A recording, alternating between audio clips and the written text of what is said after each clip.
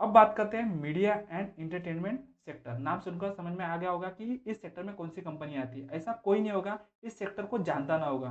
देखिए, इस सेक्टर में कौन सी कंपनी आती है? TV channels, digital platform, cinema company. तो इस सेक्टर में बहुत सारी कंपनी आती है और बहुत सारी कंपनियां स्टॉक एक्सचेंज पर लिस्टेड है। तो सारी कंपनी को मिलाकर जो media and entertainment company related जितनी भी कंपनियां स्टॉक एक्सचेंज पर है उन सारी कंपनी को मिलाकर एक ग्रुप बनाया जाता है और उस ग्रुप को बोला जाता है मीडिया एंड इंटरटेनमेंट सेक्टर। और इसी सेक्टर को रिप्रेजेंट करने के लिए निफ्टी मीडिया इंडेक्स बनाया गया है।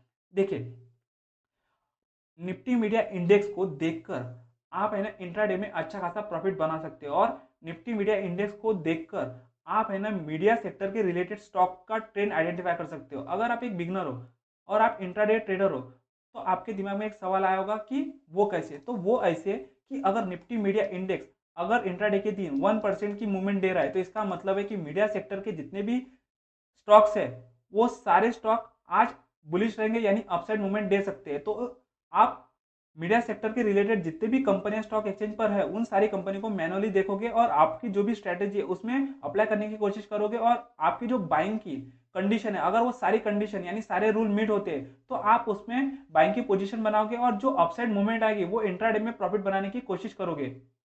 उसी तरह अगर निफ्टी मीडिया इंडेक्स इंट्राडे के दिन 1% डाउन है, इसका मतलब है कि निफ्टी मीडिया इंडेक्स 1% से गिरा है। तो इसका मतलब है कि निफ्टी मीडिया सेक्टर से रिलेटेड जितनी भी कंपनी है वो सारी कंपनियां आज प्रेशर में रहेगी यानी बेरिश होगी। तो आप क्या करोगे, आप निफ्टी मीडिया इंडेक्स से रिलेटेड जितनी भी कंपनी है स्टॉक एक्सचेंज पर लिस्टेड है उन सारी कंपनी को मैनुअली देखोगे और आपकी जो भी स्ट्रेटेजी है आप उस स्ट्रेटेजी को अप्लाई करने की कोशिश करोगे और जो भी आपके सेलिंग के रूल है उस पर फिट हो रहे हैं तब जाके आप उस स्टॉक में सेलिंग की पोजीशन बनाओगे, क्योंकि उस स्टॉक में आज डाउनसाइड की मूवमेंट आ सकती है और डाउनसाइड की मूवमेंट को कैप्चर करके आप इंट्राडे में प्रॉफिट बना सकते हो। वैसे तो स्टॉक मार्केट में बहुत सारी कंपनियां मीडिया और इंटरटेनमेंट रिलेटेड, लेकिन एग्जाम्पल के तौर पर सबसे ज्यादा फेमस है जी इंटरटेनमेंट। जी इंटरटेनमेंट का चैनल भी है और पीवीआर आइनॉक्स का सिनेमा हॉल है। तो इस तरह की कंपनियां स्टॉक एक्सचेंज पर है।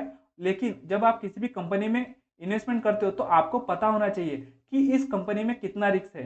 आपको अपना रिस्क आइडेंटिफाई करना होगा और फंडामेंटल एनालिसिस करके आप अच्छा खासा अपना रिस्क को मिनिमाइज कर सकते हो। और इस तरह की जो कंपनियां होती है ना उनका रेवेन्यू पता है किस तरह से आता है, एड और व्यूवरशिप पे, यानी आप जितना देखोगे उतना उनका रेवेन्यू बढ़ता जाएगा। जिस वजह से इन कंपनी पे अगर रेवेन्यू आएगा तो रेवेन्यू अगर अच्छा प्रॉफिटेबल है तो वो कंपनी का शेयर का प्राइस कंटिन्यूसली ऊपर जाएगा।